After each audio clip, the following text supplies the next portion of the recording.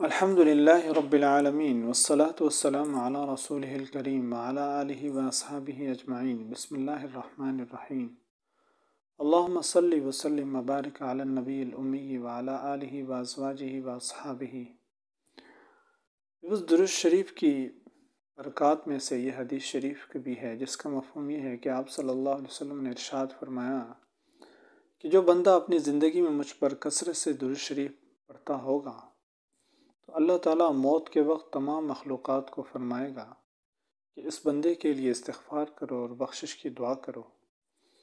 یہ کتنی بڑی نعمت ہے کہ انسان زندگی میں درود شریف پڑھتا رہے اور رحمتیں جمع کرتا رہے اور سکون حاصل کرتا رہے اور دل کی سیاہی بھی دھلواتا رہے اور درود شریف کی برکت سے اپنی نسلوں کے لیے بھی خیریں جمع کرتا رہے، کیونکہ درود شریف کی برکات پڑھنے والے کی پشت در پشت چلتی ہیں، اور اس کے ساتھ موت کے وقت یہ انعام بھی نصیب ہو کہ اللہ تعالیٰ تمام مخلوقات سے فرمائے کہ اس بندے کے لیے بخشش کی دعا کرو، استغفار کرو۔ روز اس سے پتہ چلتا ہے کہ درود شریف کتنی بڑی نعمت ہے جس میں انسان کا اپنا فائدہ ہے۔